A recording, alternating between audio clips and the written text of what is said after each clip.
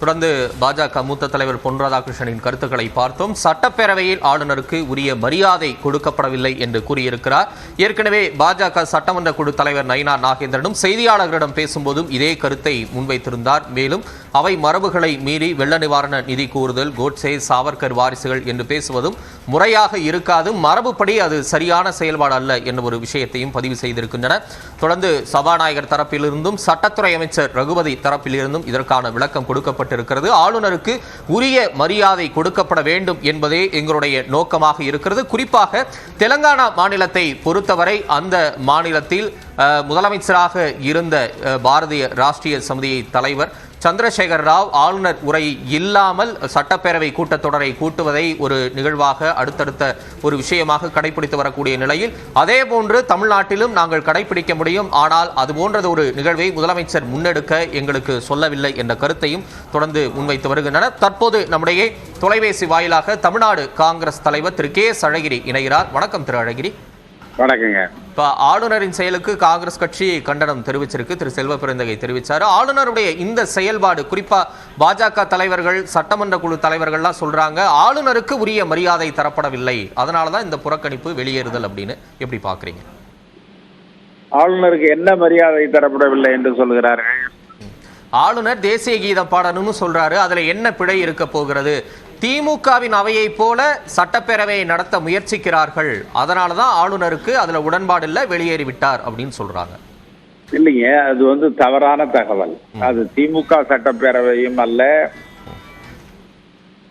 வேறு எந்த கட்சியினுடைய சட்டப்பேரவையும் அல்ல, தமிழகத்தினுடைய சட்டப்பேரவை.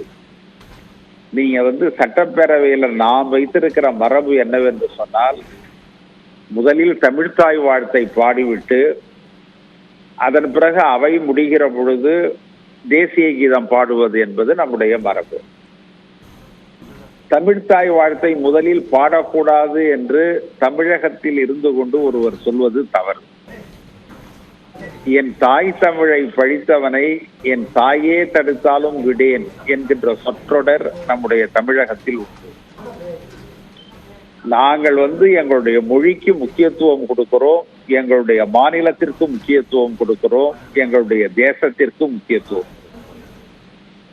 இவர்களை விட தேசபக்தியில் சிறந்தவர்கள் நாங்கள். தேசபக்தியில எங்களுக்கு சிறப்பு இல்லைன்னா சொல்ல முடியாது.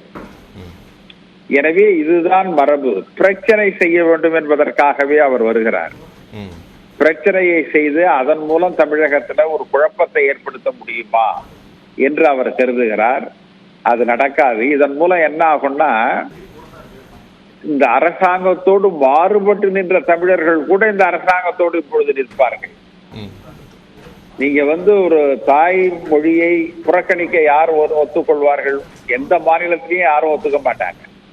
முதலில் தாய்மொழிக்குத்தான் மரியாதை, அதன் பிறகு தேசத்துக்கு மரியாதை. அதுல ஒன்றும் தப்பு இல்லையே. தமிழ்த்தாய் வாழ்த்து பாடிய பிறகு தேசிய கீதம் பாடுவது என்பதுதான் மரபு. அதை நாங்க கடுமையா பின்பற்றி வருகிறோம். அதுல எந்த விதமான தவறும் கிடையாது. நீங்க அவர் அவர் அவர் படிக்கிற மாதிரி உரை இல்லை என்று சொன்னால், அவர் படிக்கிற மாதிரி உரைன்னா எப்படி? ஜெய் ஸ்ரீராம்னு ஆரம்பிக்கணும், மோடி வாழ்கன்னு ஆரம்பிக்கணும். இப்படி ஆரம்பிச்சாதான் அவரு படிப்பாரு.